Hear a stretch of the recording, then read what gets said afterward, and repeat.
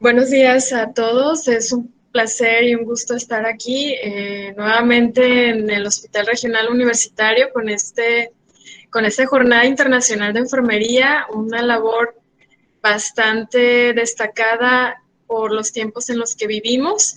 Y el día de hoy, pues me toca a mí presentarles lo que es aceptación, expresión y regulación de las emociones en tiempos de COVID-19. Parece que es un tema que a todos nos atañe y que tenemos un conocimiento respecto a lo que son las emociones. Sin embargo, hay una complejidad en el estudio de las emociones. Yo desde hace varios años me encargo de hacer estudios respecto al impacto de las emociones en diferentes escenarios, sobre todo en población pediátrica o en población infantil que tiene condiciones de vulnerabilidad.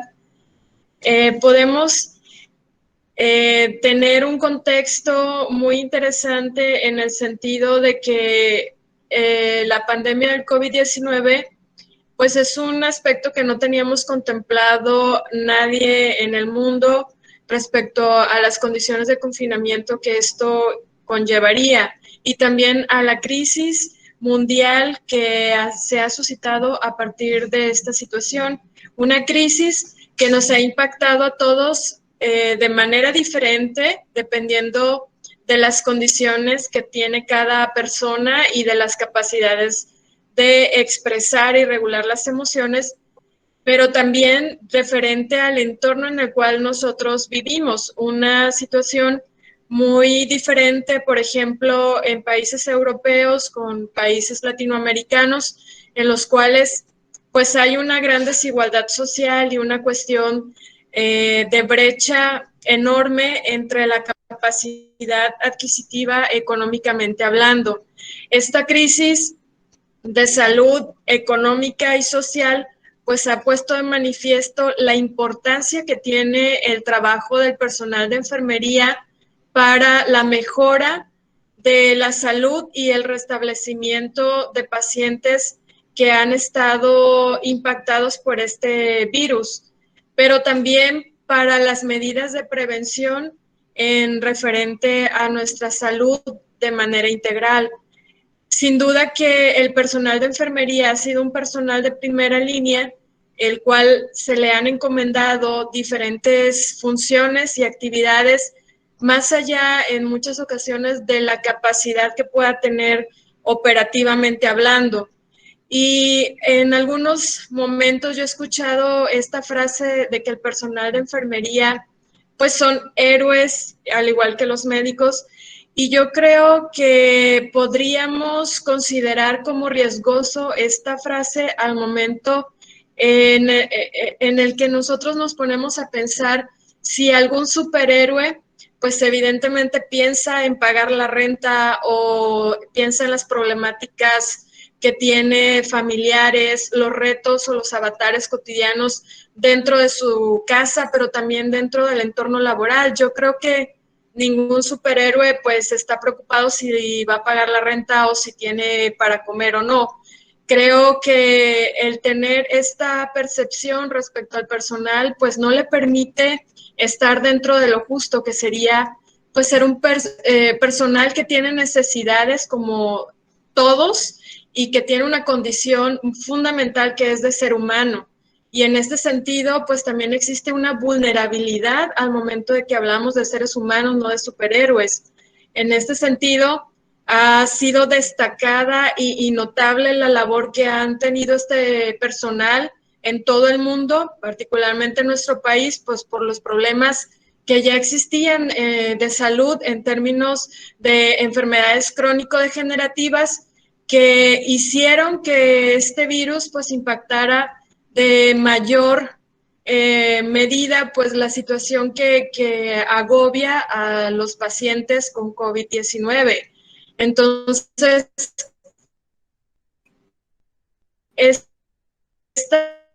labor es destacable, es notable, pero también debemos de considerar pues que hay pues que sufre una alta tensión emocional Y referente a este aspecto hay consecuencias, hay secuelas que pueden verse reflejadas en ese impacto emocional, pero también en aspectos psicosomáticos u otro, en otro sentido. Nosotros, para trabajar el tema de las emociones, es muy importante primero tener el conocimiento de qué son las emociones y cuál es la diferencia entre las emociones y el estado anímico. Muchas veces lo podemos usar como sinónimo, pero no tienen relación en el sentido de que hay procesos tanto emocionales como neurocognitivos muy diferentes, en el sentido de que la emoción pues deriva de esta etimología latina de emotion, que significa hacia, movimiento hacia, o hacia algún momento, hacia algún lugar que tiene un propósito en general. Y la definición pues tendría que ver, de acuerdo a la RAE, con una alteración del ánimo intensa y pasajera, que son algo que los caracteriza la emoción, y va acompañada de cierta conmoción somática. Hay una cuestión corporal que va a acompañar a la emoción. Y toda emoción tiene un propósito, una tendencia. Aparece porque hay un propósito, sea consciente o no sea consciente. Y es dirigirnos hacia un cometido, hacia un nuevo lugar o entorno para movilizar nuestros recursos, tanto de afrontamiento como conductuales.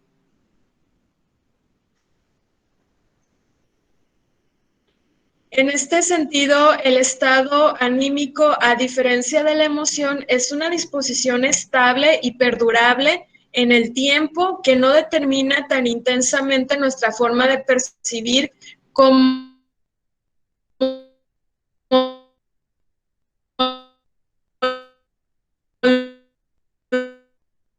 lo tiene la emoción. Es característica de la personalidad. En cambio, la emoción surge a partir de un evento muy particular y tiene una intención que es manifestar o comunicar algo respecto a cierto fenómeno. Las emociones, como son complejas, no son así de fáciles como nosotros imaginamos, fundamentales, que sería la parte cognitiva. Al momento que yo hablo de que estoy triste o feliz, estoy hablando de que existe un pensamiento, existe una creencia respecto a este estado anímico, pero también existe una serie de circuitos neuronales que desencadenan respuestas a nivel fisiológico y en consecuencia a nivel comportamental. Todo este acompañamiento, tener presente cada uno de estos aspectos. Actuamos a través del aprendizaje y a través pues de diferentes aspectos que nosotros vamos adquiriendo a través del contacto cultural. Las funciones de las emociones son muy importantes porque esto nos hace muy diferentes a otras especies de seres vivos. La evolución filogenética y ontogenética permite que el ser humano se especialice en manifestar emociones y sentir esas emociones, a diferencia de otros seres vivos que componen nuestro contexto, y podemos entender que esa evolución es evolución de una especie, y la parte ontogenética de acuerdo a las vivencias o las experiencias que se tienen con las personas y que nos dejan un aprendizaje. Entonces, las funciones de las emociones tienen que ver con un componente adaptativo. Es muy importante que los seres humanos nos adaptemos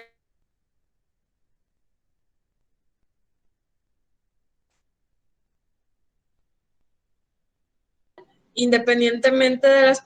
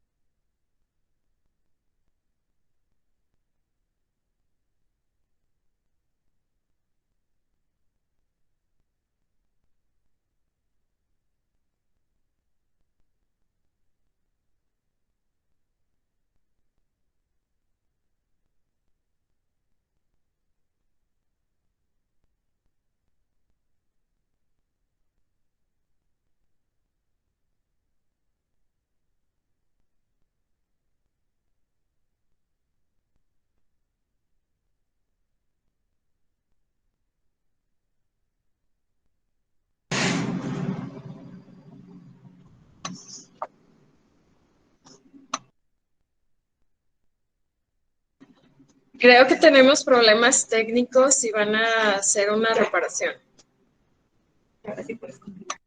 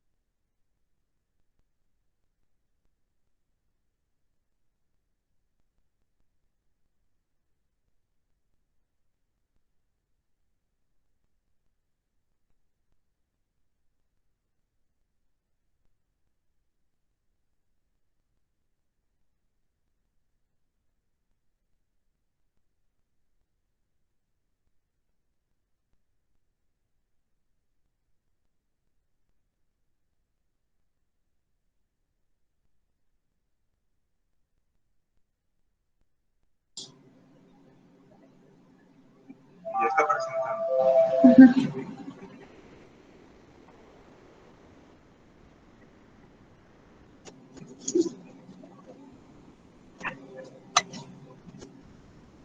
Bueno, pues después de esta cuestión tecnológica que pues a todos nos ocurre, porque estamos conectados al mismo tiempo en esta línea mágica que es el Internet, con este espacio virtual que nos hace confluir a todos.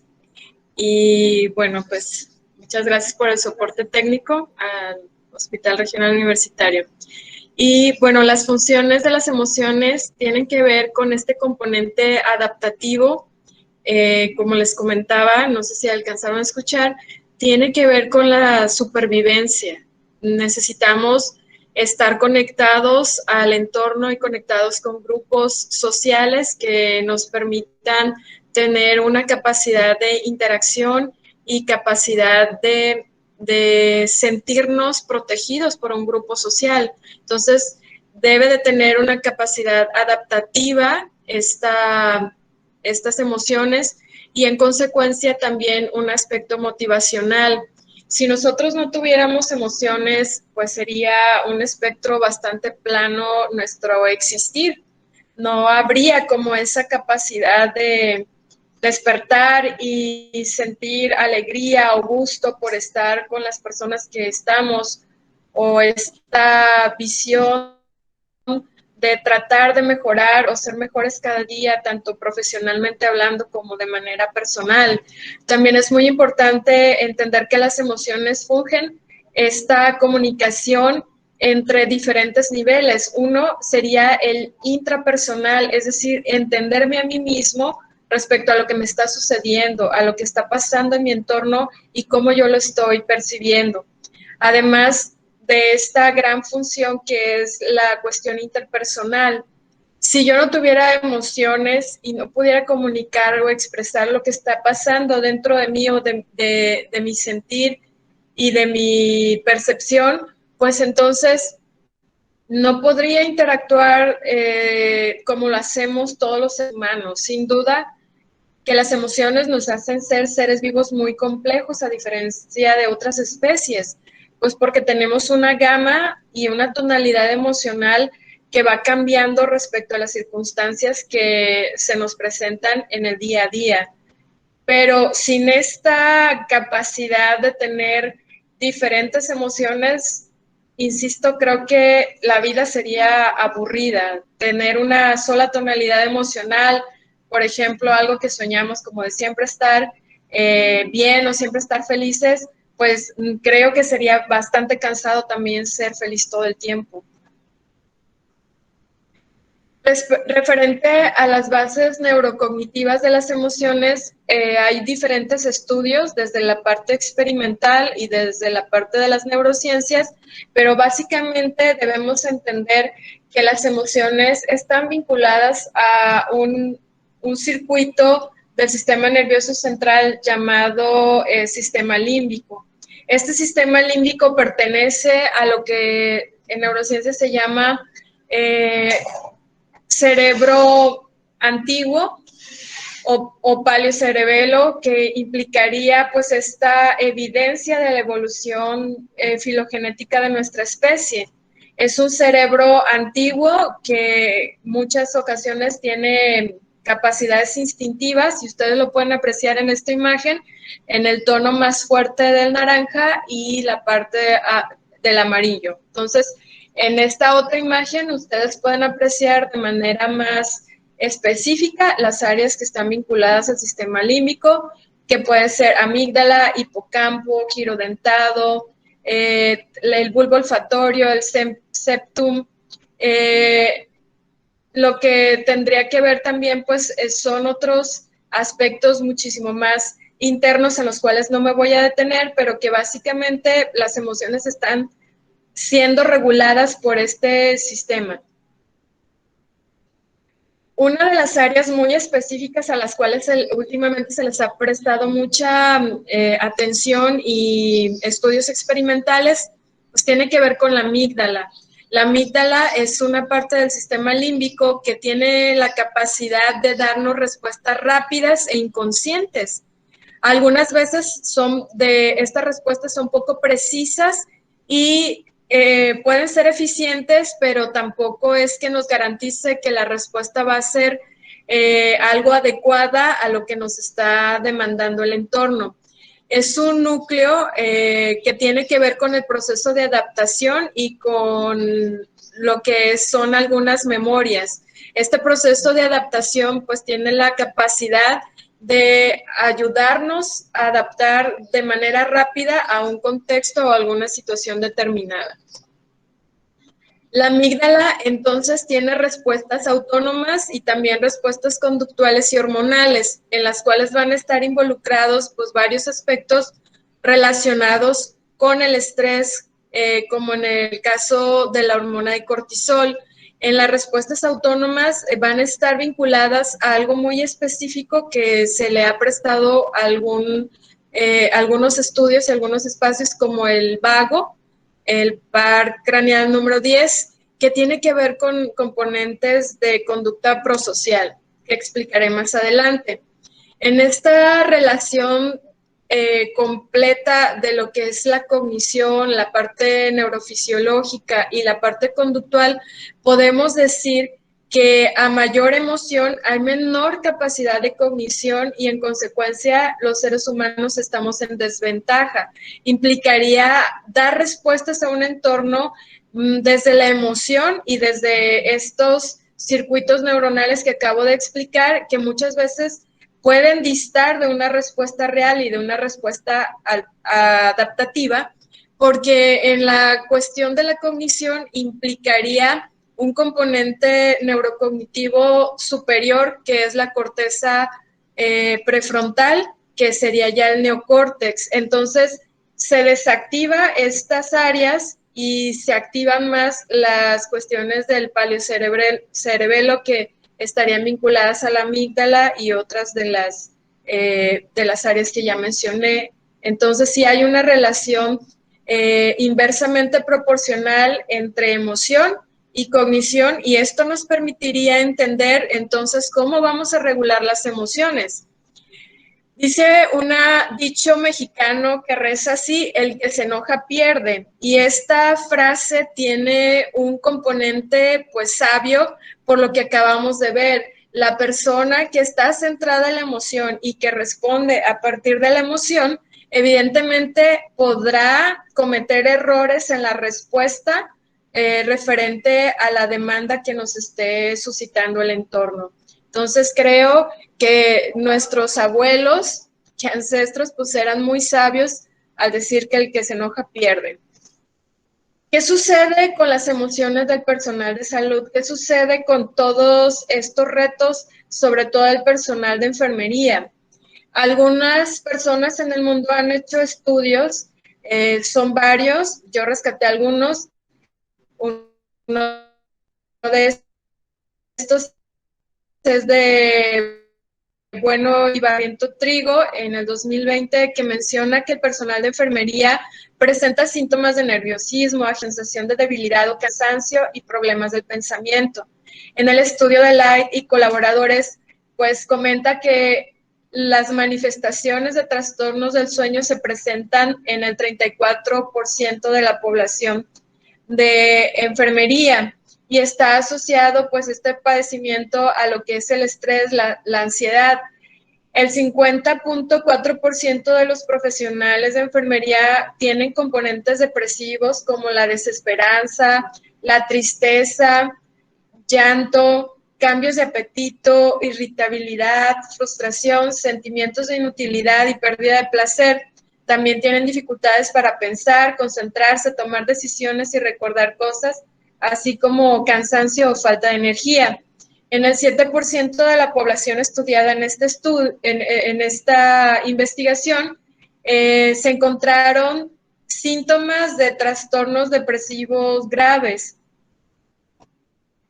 ¿Cuáles serían como los estresores del personal de enfermería? Pues tiene que ver con la demanda, es decir, con el desbordamiento de la demanda asistencial, sobre todo en los meses anteriores, en los cuales los servicios estaban completamente rebasados para atender todas las necesidades, la falta de equipos o espacios, que esto conllevaba pues una logística muy diferente y planeación por parte del equipo de enfermería. También el equipo que se incorpora en los covidarios o en estas unidades de atención, pues restringe la movilidad, restringe la visión y la forma de comunicarse con los otros colegas para tomar decisiones clínicas importantes.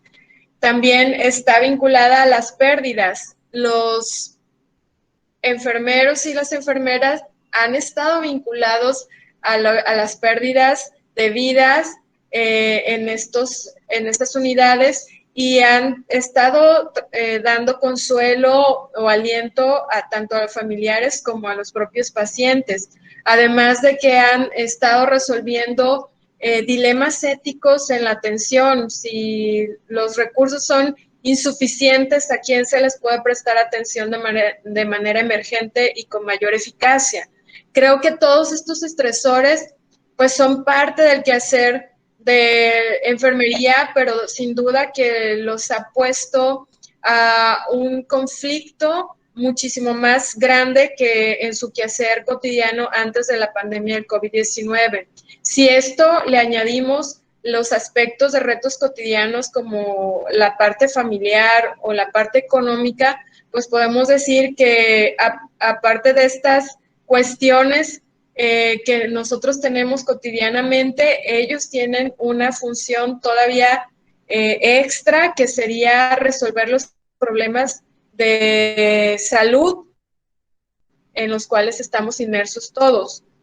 ¿Cuáles serían las reacciones de este personal? Pues a lo mejor habría hiperactividad, aislamiento, verborrea, dificultad para el autocuidado, dificultad para desconectarse del trabajo, que es algo que yo creo que le costaría a la gran mayoría, ansiedad, impotencia, frustración, miedo, culpa, irritabilidad, tristeza y anestesia emocional. Muchas veces no nos permitimos tener esa emoción, nos anestesiamos emocionalmente y trabajamos con frialdad, que es parte y es uno de los síntomas del desgaste profesional.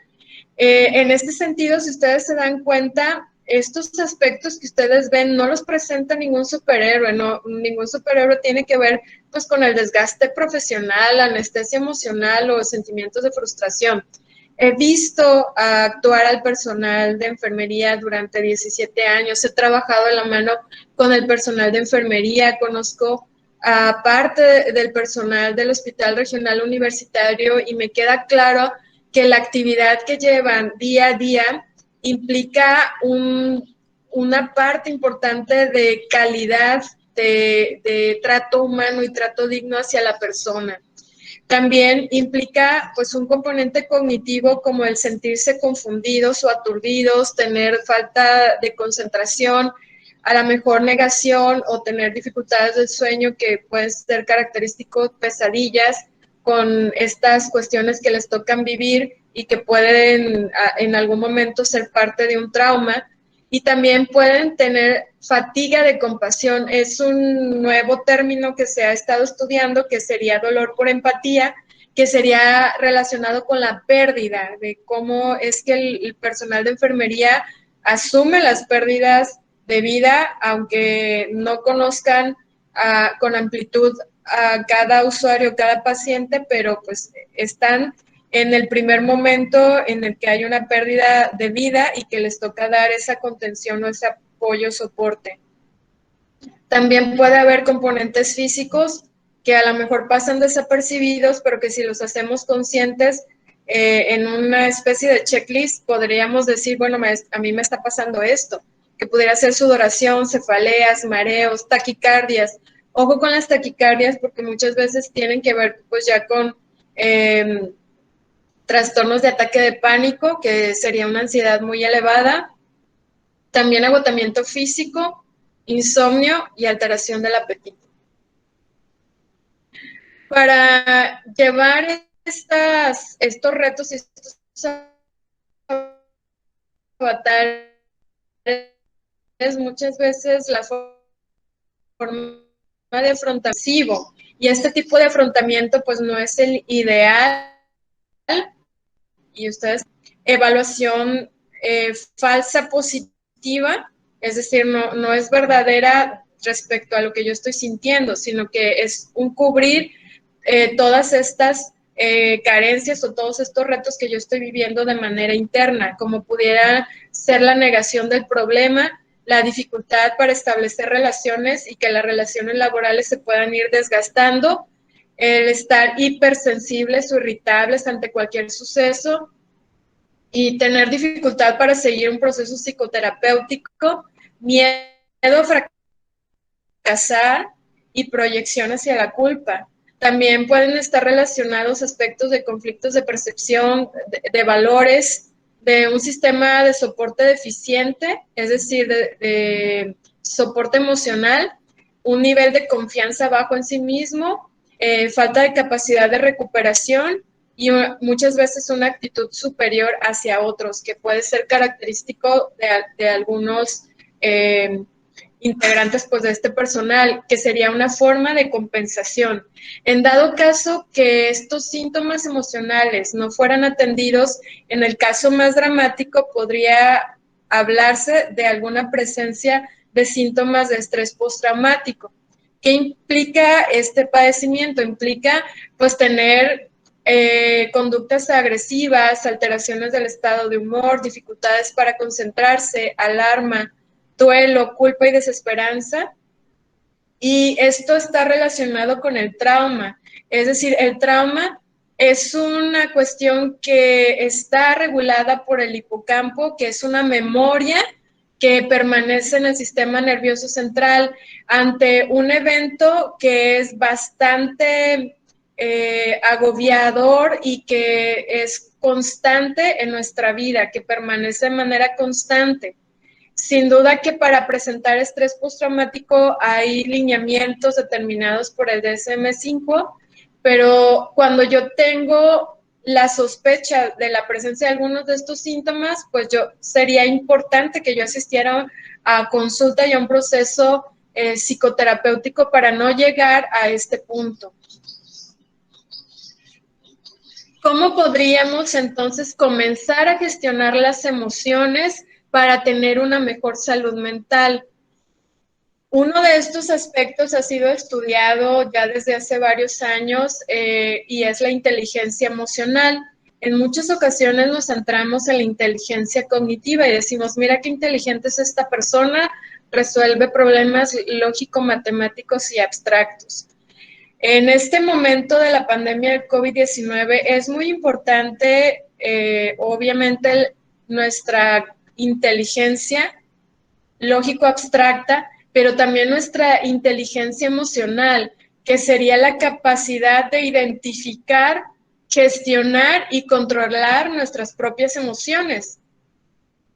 No las emociones de los demás, porque nosotros queremos controlar las emociones del resto, pero lo primero es controlar nuestra propia emoción para ganar confianza sobre nosotros mismos. Esta terminología pues la incorpora Goleman a partir de los estudios y genera una serie de documentos y libros que están disponibles en la red. La inteligencia emocional, pues entonces tiene un papel fundamental en el proceso de adaptación y en el contacto con nuestros iguales, en nuestra labor profesional y en nuestra vida diaria. Entonces es muy importante saber escuchar, respetar las emociones de los demás y ser empático. Yo creo que algo que se ha hablado desde otras mesas, que ustedes ya han escuchado a los ponentes, es la empatía. Pero ¿qué significa ser la empatía? Ser indulgente, perdonar. Y es en este sentido perdonar a sí mismo. O sea, creo que en muchas ocasiones podríamos ser bastante severos, sobre todo en el quehacer que ustedes tienen como personal de enfermería, donde el error tiene que ser mínimo, pero también reconocer nuestros logros diarios sería algo fundamental y tendría que ver ya con un aspecto de empatía.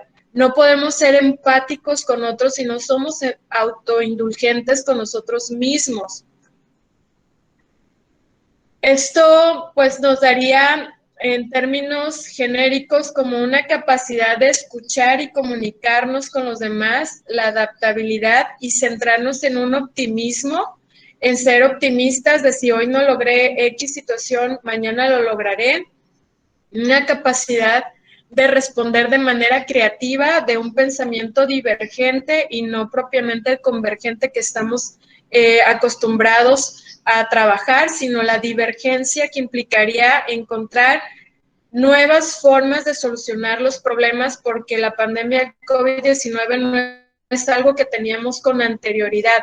Nos está retando a tener nuevas alternativas de tratamiento, nuevas alternativas de procesos de atención psicoterapéuticos o clínicos, como en este caso las conferencias en línea, y también nos reta a controlarnos y a dominarnos a nosotros mismos, no a los demás, a nosotros mismos. Sentir esta confianza de que lo podemos lograr, una motivación para trabajar centrado en objetivos realistas, una sensación de querer tener un camino o una meta ya trazada, sentirnos orgullosos de lo que hacemos y de los logros conseguidos en el día a día, sentir eficacia grupal e interpersonal, que una labor que ustedes llevan a cabo es el trabajo en equipo, es esta labor de operar de manera grupal, y ustedes lo conocen más que nadie, sobre todo en este proceso también de vacunación, en el cual pues yo fui también usuaria de ese proceso de vacunación y veo una gran capacidad logística que muy pocos profesionales logran, ¿no? Y es parte de su capacidad y de sus habilidades como personal de enfermería. También pues para la habilidad para negociar y dejar las disputas o los problemas en un nivel que puedan ser manejables y tomar decisiones de manera acertada. ¿Cómo podríamos entonces comenzar a regular las emociones? Primeramente y antes que nada podemos entender la regulación emocional como la capacidad de aumentar, disminuir o extinguir una emoción. Habría que hacer conciencia de qué emociones yo puedo aumentar, que puedo disminuir y que puedo extinguir. Un ejemplo, el dolor de un paciente no necesariamente se extingue, se puede disminuir a un nivel que puede ser tolerable.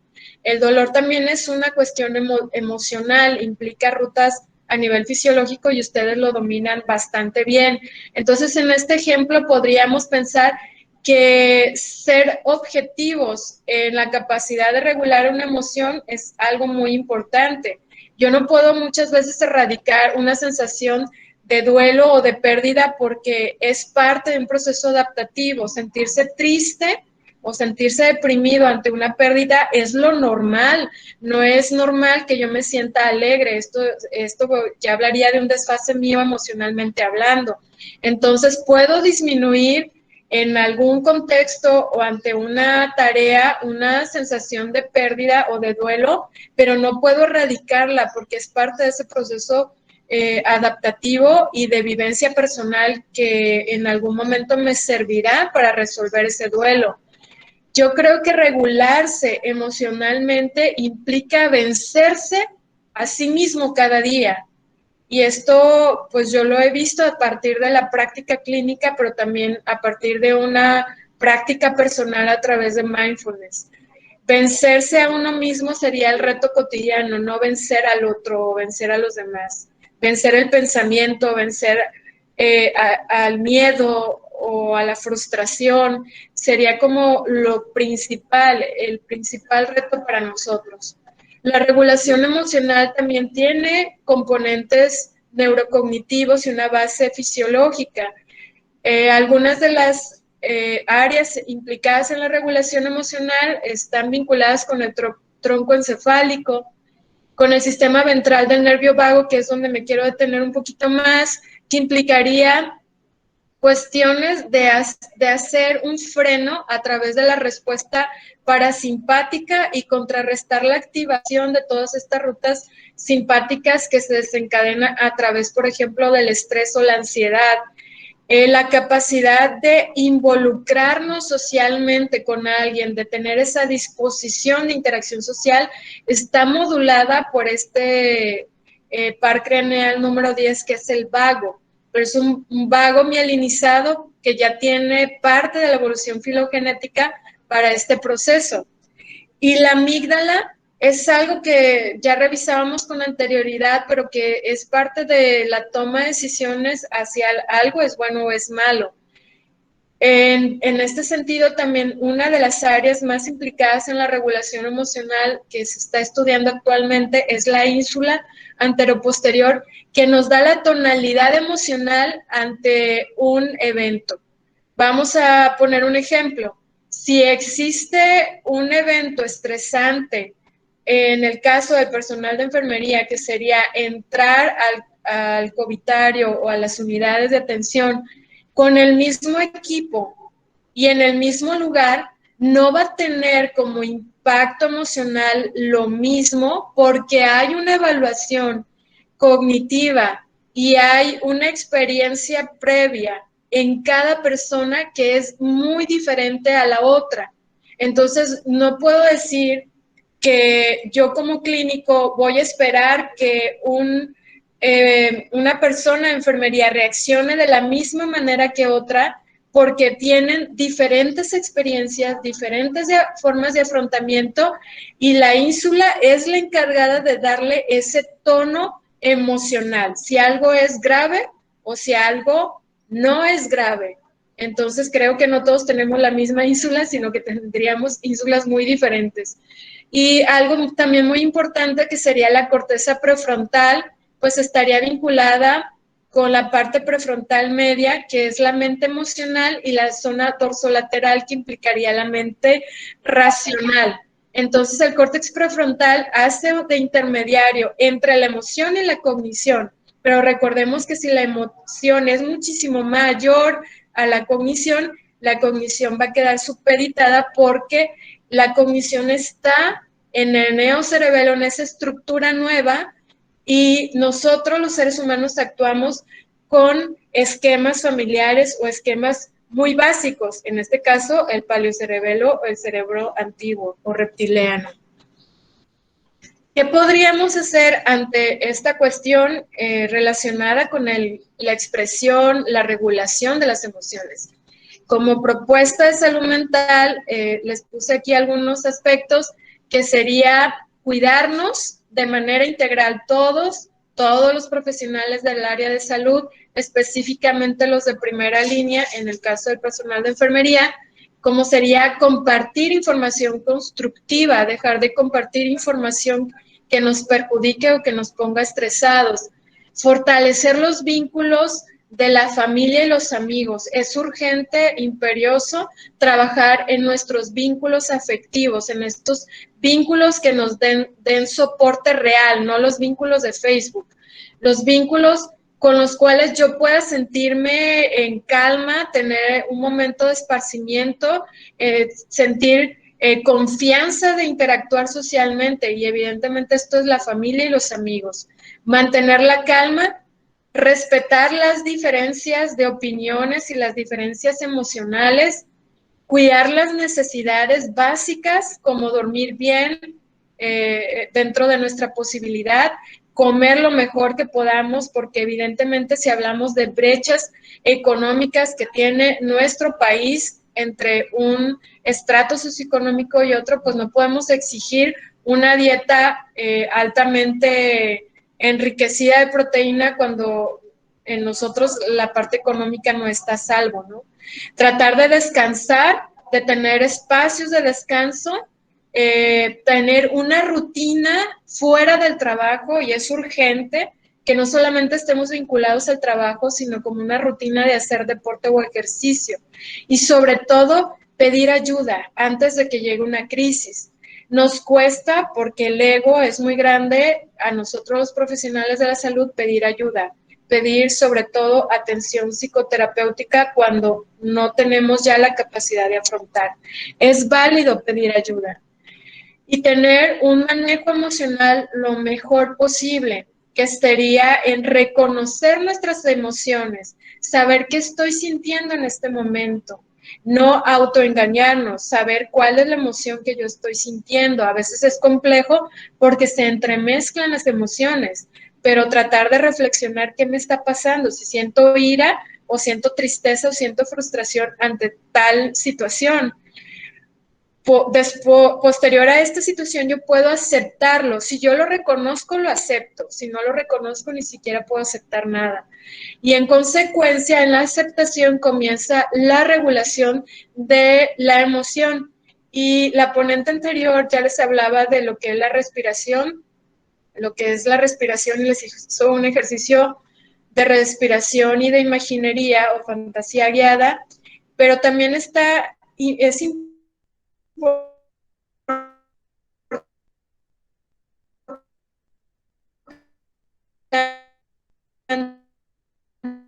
que aprendamos de mindfulness, que intensidad de proceso. No voy a aprender en una sesión o en un taller, es un proceso continuo en el que yo debo de estar inmersa. También tener igual, se nos ha olvidado que nosotros somos agentes espirituales. El ser humano tiene un componente filogenético innato respecto a la espiritualidad, y por espiritualidad no nos estamos refiriendo a un aspecto necesariamente religioso, sino a una conexión con la naturaleza, una conexión con tu yo, con tu parte interna. Y tener esa conexión nos permite tener algo muy importante, que es esperanza. ¿Qué es la esperanza? Tener una capacidad de saber que podemos ir hacia adelante con claridad y con objetivos muy concretos, no esperanzadores, no relacionados con algo que no sea factible. Tener la esperanza implica mover recursos personales y formas de afrontamiento. Sentirse desesperanzado sería lo opuesto, y estar vinculados a una emoción de tristeza y de depresión. Revalorar el significado de la vida. Algo muy importante es que estamos vivos en este momento, que me están escuchando y yo estoy hablando. Durante este proceso debemos de resignificar que yo ya gané algo, y eso es muy importante, tener vida y salud.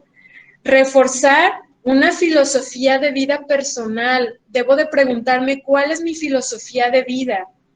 No una filosofía centrada en un componente teórico, sino en una filosofía de vida. ¿Qué quiero? ¿Quién soy? ¿A dónde quiero llegar?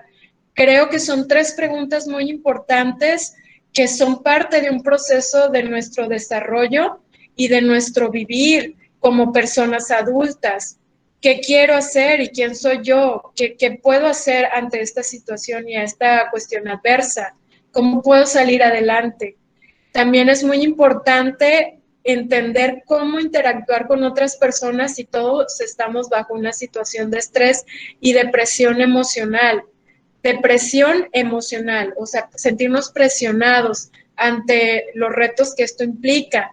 Entonces, es muy importante fortalecer esa red de apoyo y también interactuar con guías espirituales. Es válido, cada quien desde su religión que profese, saber cómo acompañarnos con esta parte espiritual. Y la cuestión espiritual está también vinculada pues a las artes y al contacto con la naturaleza. Escuchar música, pintar, caminar en la naturaleza, dentro de estas medidas de bioseguridad y las cuestiones de leer libros que me ayuden a mí. Es válido leer algunos de autoayuda, están bien hechos, escritos algunos de ellos, y me permitirá entonces tener una redimensión de la problemática que yo estoy viviendo. Aquí les puse unas frases que yo creo que ayuda para ser asertivos y expresar nuestras emociones de mejor manera. Saber decir que no es parte de una inteligencia emocional y es algo que nos cuesta a todos, sobre todo en nuestra cultura. En nuestra cultura no es tan permitido decir que no, pero es válido decir por salud mental. En este sentido podríamos decir: te agradezco o gracias, pero no estoy interesado en participar en este evento o participar en este trabajo.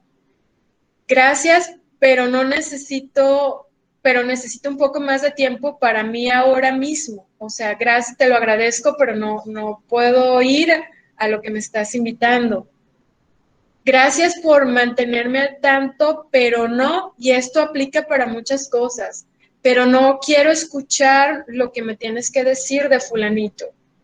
El ayuno de los rumores permite tener salud mental, y el no comunicar información que no sea válida, que no sea constatable, pues permite salvaguardar nuestra salud mental y salvaguardar pues la seguridad emocional de otra persona. Al momento de manifestar las emociones podría decir: yo me siento triste, frustrado, enojado cuando tú haces o dices esto. Y creo que es muy asertivo porque la otra persona podrá darse cuenta que cierto comportamiento, cierto actuar, pues tiene un impacto en mi persona de determinada manera y a lo mejor no está siendo consciente. Estoy de acuerdo con tal cosa, pero discrepo o no estoy de acuerdo con esto que comentas. Es válido también expresar la opinión referente a algo que no tienes coincidencia en el punto de vista. Manifestar ideas o posicionamientos como: comprendo tu opinión, pero mi percepción es tal cosa. La paz no es ausencia de conflictos, es la capacidad para manejar conflictos por medios pacíficos. No necesariamente debo de ganar guerras de diálogos, de discursos o discusiones con mis pares o con mis compañeros de trabajo o en mi familia, pues por tener un posicionamiento que sea cerrado o bastante ortodoxo. Muchas veces el guardar silencio o no estar dentro del conflicto me permite tener paz mental y salud mental. Y, por ejemplo, podríamos hablar de: vamos a tomarnos un descanso, reflexionamos y luego decidimos. No tenemos que decidir en ese momento. Recordemos que la amígdala nos juega un papel a veces bastante duro en la toma de decisiones y en nuestro actuar, y a veces nos pasa un poco como en esta serie que conocemos los mexicanos, que es El Chavo del Ocho, ¿no? Siempre terminaba diciendo algo que ofendía o que tenía que ver con el profesor que tenía. Entonces todo el mundo se callaba y terminaba diciendo cosas que no. Y yo creo que la amígdala nos juega este papel tan chueco, por así decirlo, que nos puede meter en problemas y después decir: es que yo no quería decir eso, pero lo dijiste. Escucho que estás molesto, pero vamos a pensar cómo resolver este problema. Hay que validar la emoción del otro. La tonalidad emocional del otro es fundamental, es parte de la inteligencia emocional.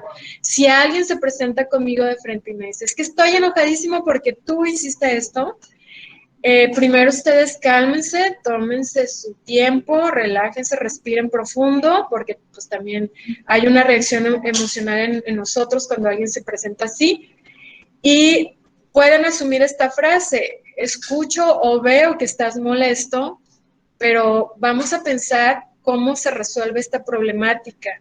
Voy a pensar en cómo ayudar a resolverla. Las crisis son oportunidades para resolver conflictos, son oportunidades para aprender. La crisis es una oportunidad para aprender nuevas formas de resolver los problemas y nuevas formas de afrontamiento. Apela a nuestro pensamiento divergente o heurístico y a una cantidad increíble de creatividad que debemos imprimir a nuestra vida diaria para resolver estos avatares y problemas que nos plantea la pandemia del COVID-19.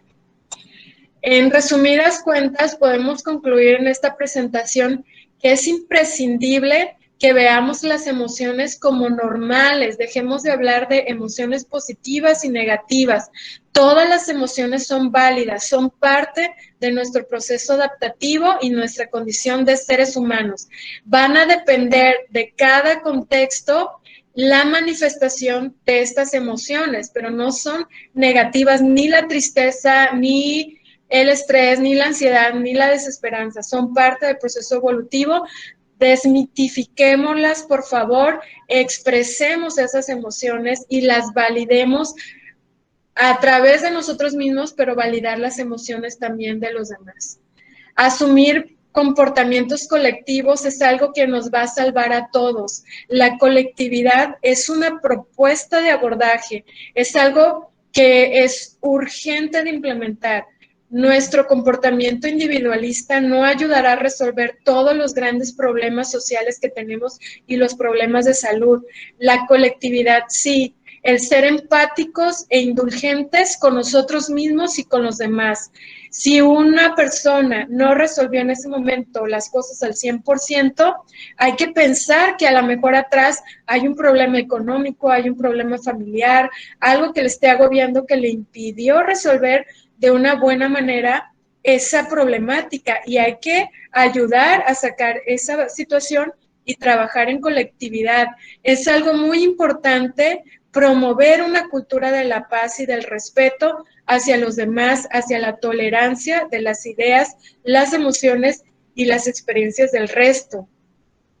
Es también fundamental que los gobiernos vean a sus trabajadores como personas, como seres humanos que tienen necesidades biopsicosociales y espirituales.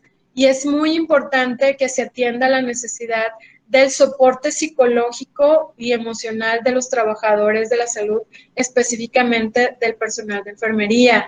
Es también importante desmitificar la atención psicológica, dejar de emplear ese término que los psicólogos somos para personas que no están bien, que están locas. Hay que desmitificar, porque esto impide que la persona pida ayuda, que la persona se acerque a los servicios del área de psicología. La psicología es parte de la prevención, es parte de prevenir crisis o problemas de salud más complejos de los que ya tenemos. El cuidador debe de cuidarse de manera integral, debe cuidar las emociones y cuidar su mente, y para eso nosotros los psicólogos estamos. Incluir un modelo biopsicosocial en la atención de la salud mental de los trabajadores de salud, que contemple las necesidades en todos estos sentidos.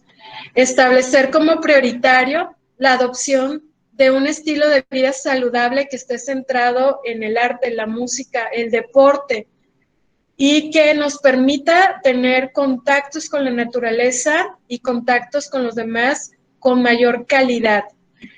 Es también fundamental que los hospitales incorporen espacios de atención de salud mental de los trabajadores, no solamente de usuarios externos, sino de sus propios trabajadores, y que implemente rutinas como el mindfulness o la yoga, que ya se implementaba desde antes en otros hospitales del mundo para los trabajadores antes de empezar su rutina habitual de trabajo. Cuidarnos es tarea de todos y cuidar la salud mental comienza por nosotros mismos y con las acciones que nosotros llevemos a cabo a partir de la validación, la expresión y la regulación de nuestras emociones. Con mi parte regional, específicamente al doctor Villalobos, el director del hospital, al personal de enseñanza, específicamente a la enfermera Lucero, quien está coordinando estas actividades y esta tarea ardua de atender la salud de manera integral de los trabajadores del Hospital Regional Universitario y de otros hospitales.